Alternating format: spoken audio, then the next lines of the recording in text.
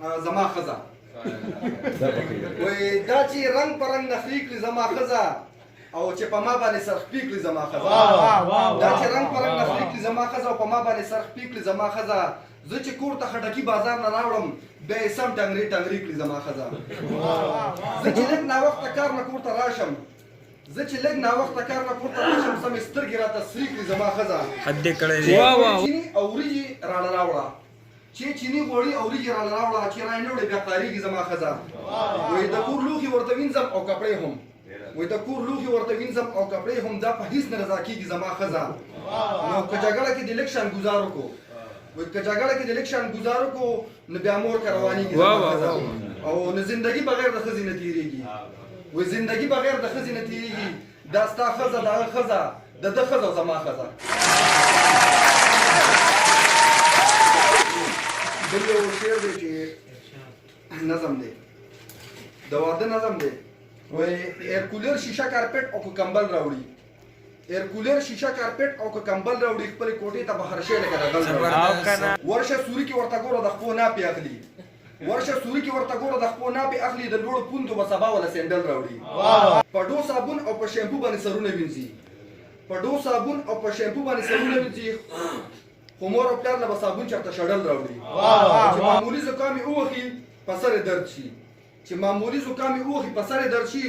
بیا هسپتال ته به په ګاډي کې سپېشل د بیډ نه شاته به پوستکي په دلو پراته وي شاته به پوستکي په دلو پراته وي ورله بادام پلي غوزان د براول راوړي د مور او پلار ته خبر نشي پوره کال کې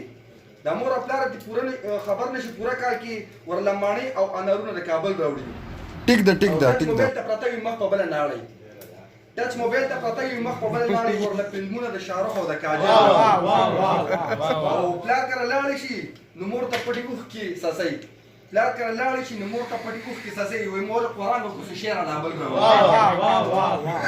مور ته باشي سنسمن له دې ورکړی ما وایي مور ته باشي سنسمن له دې ورکړی ما بازار ته لاړ شي خامخا د ګوپي ګل راوړي او چې د لیلن او د ګاګره جوړه خوښه نشي چې د لیلن او د ګاګره جوړه خوښه نشي ورله جوړه به د خوشبو د کینکل راوړي نو تمامه شپه لکه رغوا غوندې شخوندونه وخي وایي تمامه شپه لکه رغوا غوندې شخوندونه وخي ورله چاکلیټ او چینګمان به مسلسل راوړي او د تادۍ کار نو اکثر په پنسل کې وځي یو ځل بیا د تادۍ کار نو اکثر په پنسل کې وځي ورله چې اوړي کې ډیو یخ بوتل راوړي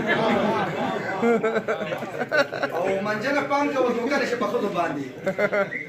وایي منجنه پام کوه دوکه نشي په ښځو باندې دغسې نر بچی د هر مور یو بل راوړي دې نه علاوه ماسې یو څو لیکلي دا خو زما خپل نظمونه وو یو څو مې لیکلي وو نو که شاعرۍ کې څه غلطي راغلي خو دې کې به څه غلطي راځي یو لطیفه راوړي یو دوه ملګري وو دا یو پکې په غوږونو باندې دروني که نه نو کوم چې په غوږونو باندې دروني بل له ورشي پرې خېټه مې وایي دړو د یار وایي علاج راته وښایه نو هغه ورته وایي دا خو مړه ډېره اسانه طریقه ده وایي ته به داسې کار وکړې وایي سپېرکۍ وایي سپېغول به وخورې نو کوم ورته وایي دا کنځل دې چاته وکړلو نو هغه ورته وایي وروره ما کنځل نه دي کړي وایي تا ماته ونه وي چې سپېره د سپېغول به وخورې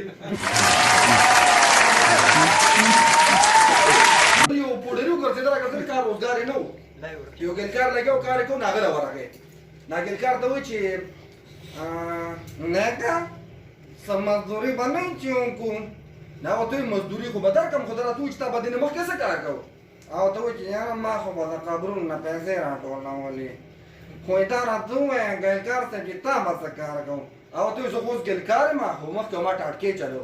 نو پوډري ورته وایي پر موټر راکړه په نیټو روډ یو سړی د کور نه راوتو نو بارې ملګري ولاړو نو ښځې مې په سنډل ګزار وو که نه نو ملګري ورپسې په خندا شول نو ته خو وایي چې ځان له اوس بهانه ګورم نو ښځې یې راوځه کړو ښځې یې بل هم راوړو چې ګڼ ته پې پورته کړو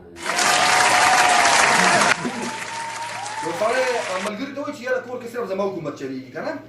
هغه ته وایي ښه